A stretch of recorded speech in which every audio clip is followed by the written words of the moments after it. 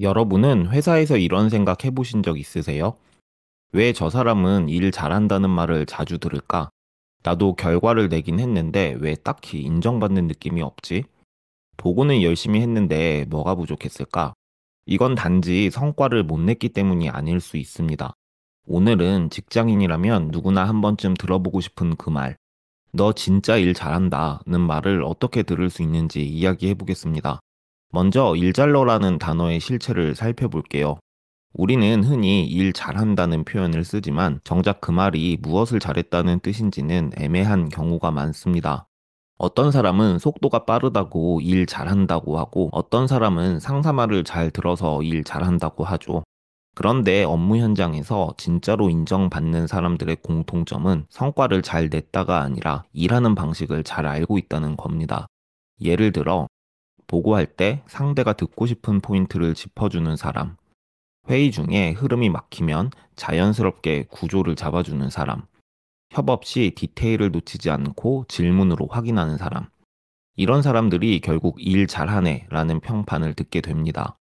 그렇다면 직무별로 자세하게 일잘러의 기준이 무엇인지 살펴볼게요. 먼저 기획자입니다. 기획자는 문제를 구조화하고 과제를 정의하는 능력이 핵심이에요. 예를 들어 상사가 이거 정리해줘 라고 했을 때 그대로 파워포인트부터 열기보단 이건 어디에 쓰실 건가요? 누구에게 보여드릴 건가요? 이런 질문을 통해 목적과 방향을 먼저 파악해야 합니다. 그리고 한 번에 완성된 자료를 주기보다 러프한 방향부터 공유하고 피드백을 받아가며 다듬는 사람.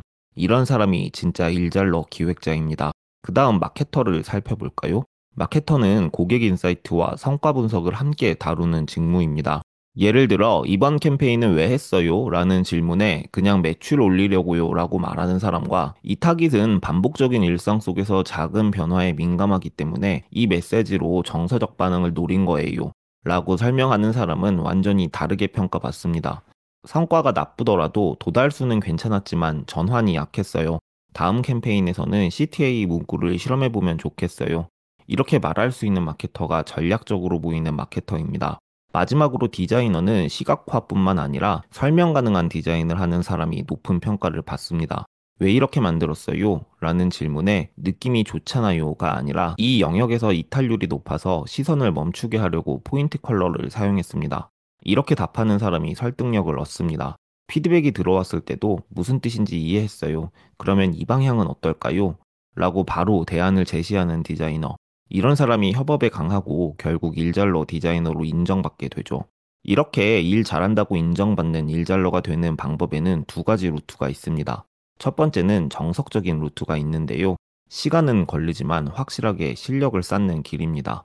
가령 회의에서 말이 꼬였던 순간을 적어놓고 복기하기, 피드백을 받을 때마다 기록하고 다음번엔 어떻게 대응할지 정리하기, 직무 간 용어, 기준 차이 정리하며 커뮤니케이션 메모 만들기, 프로젝트 시작 전 내가 이걸 끝낼 때 어떤 평가를 받을까 미리 써보기.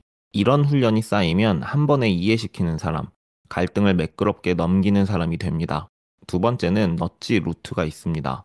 지금 당장 할 수 있는 행동 변화입니다. 가령 회의가 끝나자마자 세 줄 요약을 슬랙에 정리해서 공유하기. 기획을 보낼 때 중간 방향 확인차 공유드립니다. 한 줄 덧붙이기. 피드백을 받았을 때 이 방향은 이런 의도로 하신 말씀일까요? 라고 되묻기. 상사가 무언가 시키기 전에 혹시 이런 거 필요하신가요? 라고 먼저 물어보기. 이런 행동들이 쌓이면 일을 잘 챙기는 사람이라는 인식이 만들어집니다.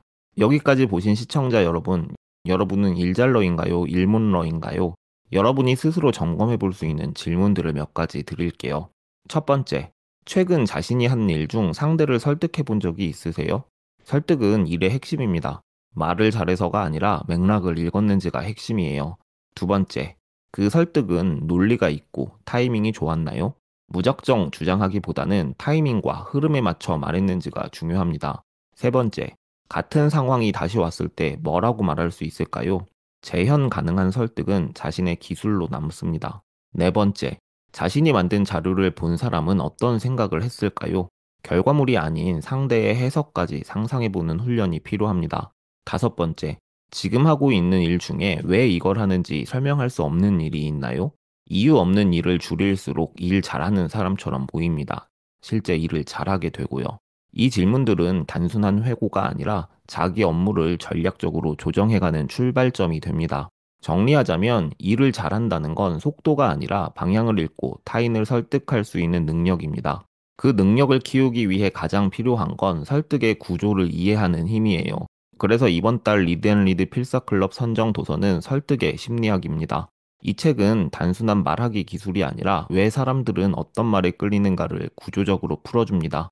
보고할 때, 협업할 때, 요청할 때, 자꾸 막히고 엉킨다고 느끼셨다면 이번 기회에 설득의 본질을 필사로 훈련해 보세요. 오늘은 직장인의 공통 고민인 일 잘한다는 말을 어떻게 들을 수 있을까를 주제로 직무별 기준, 정석 루트, 넛지 루트, 자가진단 질문까지 정리해 봤습니다. 하지만 여기서 멈추지 마세요. 읽고, 쓰고, 나의 업무에 적용하는 루틴이 당신의 일하는 방식을 바꾸기 시작합니다. 지금 하단 설명란 링크에서 리드앤리드 필사클럽 신청하실 수 있습니다. 설득의 심리학을 함께 읽고 필사하면서 실전에서 설득력 있는 사람이 되어보세요. 마치겠습니다. 감사합니다.